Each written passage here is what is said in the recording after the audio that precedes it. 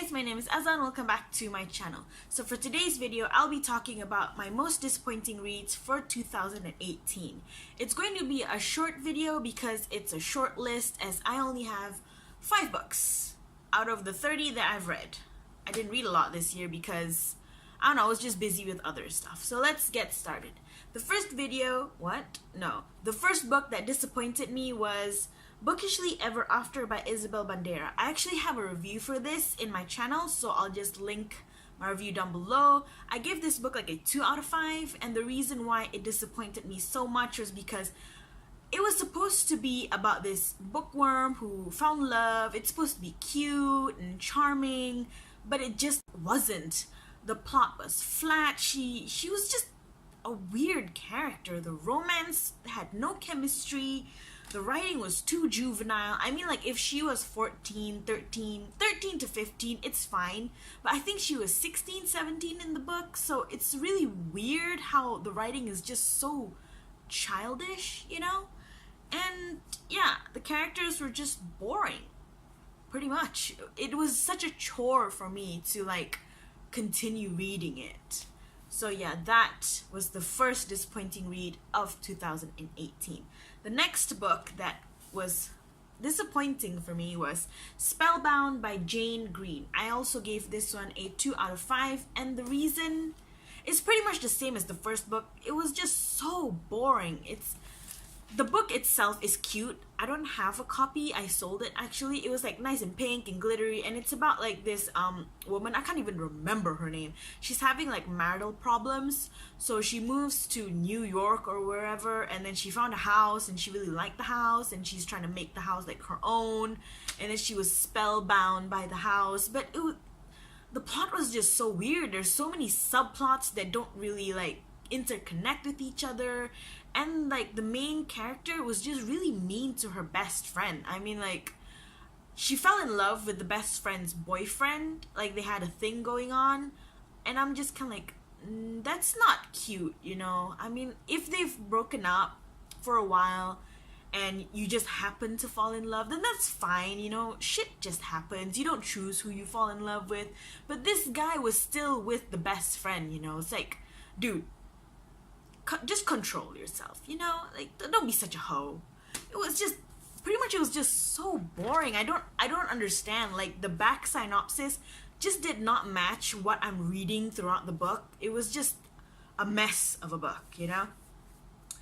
Now, the next book that I just cannot with this book. So the next book is Lethal White by Robert Galbraith, or also known as J.K. Rowling. I gave this book a 2 out of 5. I really should change it to 1 out of 5. Oh god, I hate this book. I hated this book so much. Do you know how long this book is? It depends on which version you're reading, either the hard copy version or like the paperback version. But it's a really, really, really long book.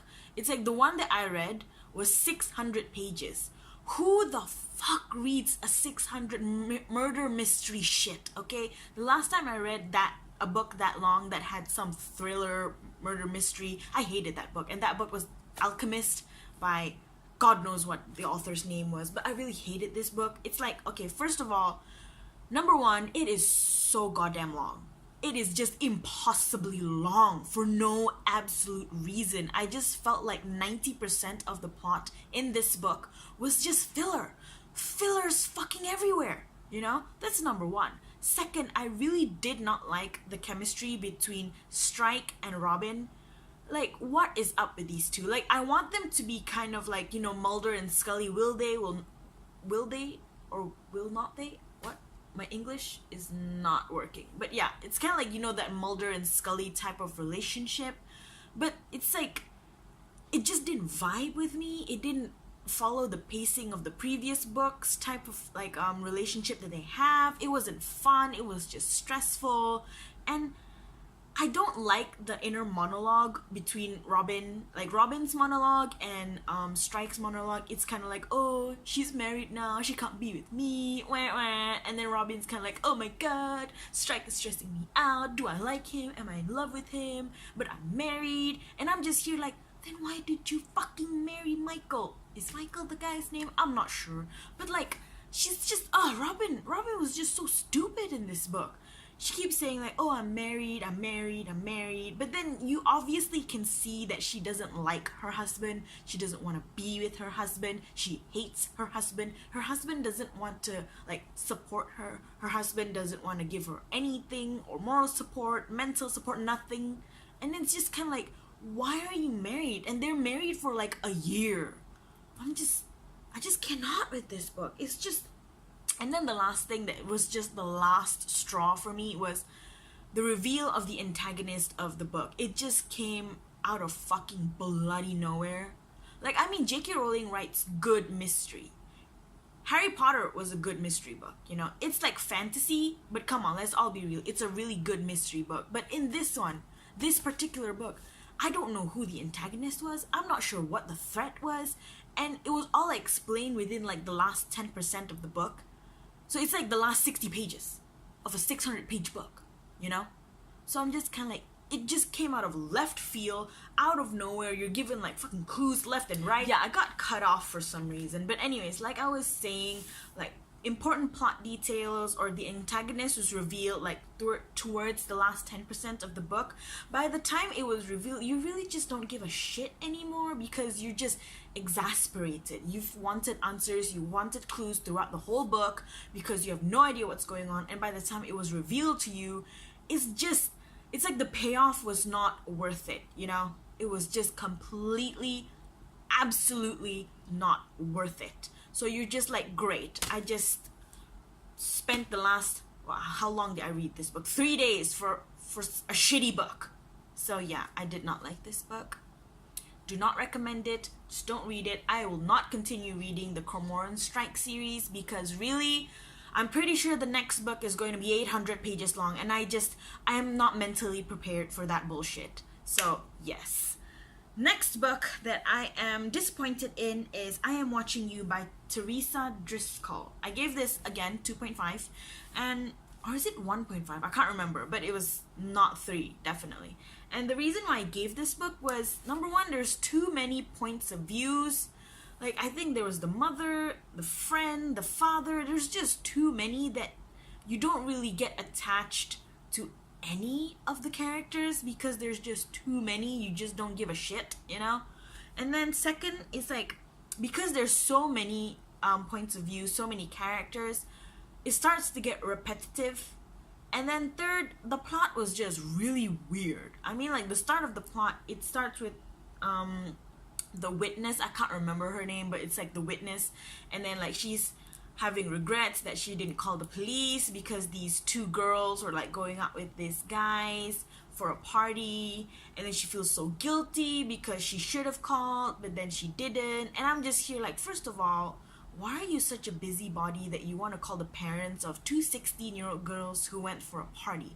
Yes, one girl went missing, but really it's none of your business who they went out with, regardless or not if one was found dead. Like, that's just weird. Like, no normal person will call like the girl's parents and be like, oh my god, hello miss, your daughter's going to a party that she's not supposed to go with. I think it's a bad idea, you should call them back. Like, first of all, it's none of your fucking business. Second of all, what the fuck is wrong with you? You know? And then third, it was just boring. Really. The book was just boring. And fourth, again, like Lethal White and yeah, pretty much like Lethal White, the antagonist was like, came out of nowhere.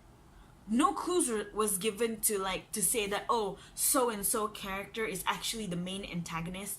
Like, nothing. It just, when you read the last 5%, 10% of the book, suddenly this character that is supposed to be nice is the friend of the what do you call it, kidnapped victim, by the way. Not kidnapped, murdered girl, by the way. It's one of her best friends who killed her because he apparently was obsessed with her and stalks her since she was a child. So yeah, it just came out of nowhere. So you're just like, what?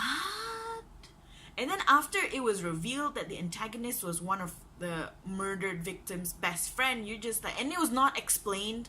They just kind of like swept it up. They just under the rug. They're just like saying, oh, he was obsessed with her, he has some mental illness. And so you're just reading like, what the fuck? So yeah, it was just for me. And the last book, I actually did not finish this book, but yeah, it's I think An Offer from a Gentleman by Julia Quinn. I did not finish this book, and the reason is because the first half was okay. The latter half just aggravated me. It just annoyed me. I really did not like how, what is his name, Benedict Bridgerton, really just wanted, like, what's her name again, Sophie, to be his mistress, when she clearly said no so many times. I don't get it. What does the girl have to do? Does she have to speak to him in French, Tamil, Hindu, what, Urdu, what, tell me, Malay? Like, tell me, what does she need to do to get the guy to understand that no means absolutely fucking no? Even if she says she's in love with you, if she doesn't want to be your mistress, she will not be your fucking mistress. And the part which annoys me the most was when he kept saying, oh, you don't know what you want. And I'm just like, oh my god, I felt like throwing a shoe at him. Better yet, throw a fucking hammer, because you don't know what you want. What? What is she, a child?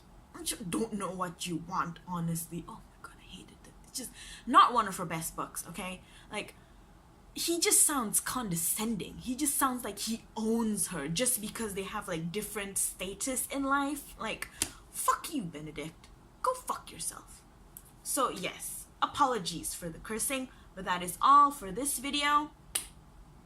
I probably am not gonna read any more until like next year, so I'll try to read more next year if I can, if I want to. And I guess that's it for this video. Bye guys.